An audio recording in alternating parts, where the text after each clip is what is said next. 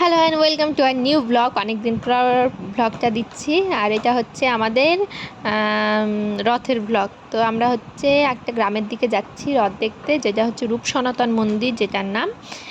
তো একটু গ্রামের মধ্যেই দেখো পৌঁছেও গেলাম। বিশাল বড় জায়গা নিয়ে এই মন্দিরটা, আর প্রচুর লোক আসে রথের সময়।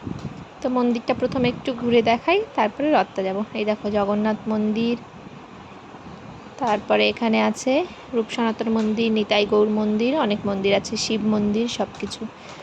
তো এইখানে প্রথমে আছে রাধাকৃষ্ণ, তার সখীগণ, এটা একটা মন্দির। এখান থেকে তারপরে এটা হচ্ছে ছয় গোসাই যেটা বলে সেটা। আর এটা কিছু পাথরের মূর্তি, শোনা যায় যে এখানে পুকুর থেকেই পাথরগুলো পাওয়া গেছিলো। আর এটা হচ্ছে রূপ সনাতনের পিতা আর মাতার ছবি। আর এই হচ্ছে আমাদের জগন্নাথের মন্দির, জগন্নাথ দেব, বলরাম দেব আর সুভদ্রা। তো এটা হচ্ছে মন্দিরেই থাকে, আর রথটা আলাদা।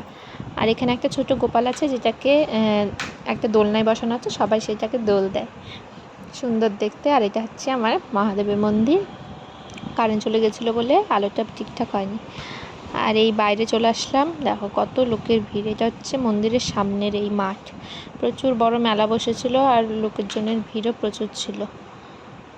তো এখানে আমরা একটু রথটা টেনে তারপরে বাড়িতে ফিরবো। খুব কষ্ট করে রথটা টানতে হয়েছে। এই যে বুগু, এই বুগুর বাবা।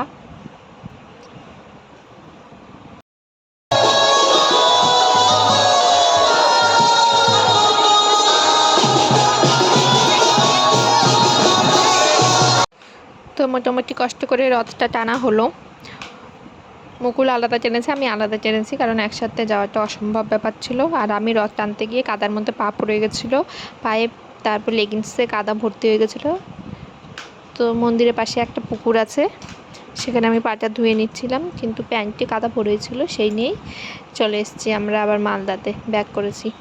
ওখান থেকে আমরা চলে এসেছিলাম মালদায় পল্লীশ্রীতে, সেখানে ইসকনের আদলে তৈরি করা হয়, প্রত্যেক বছরই করা হয়। তো সেখানে মন্দিরটা ঘুরে দেখেছিলাম, আর তারপরে ব্যাক টু হোম।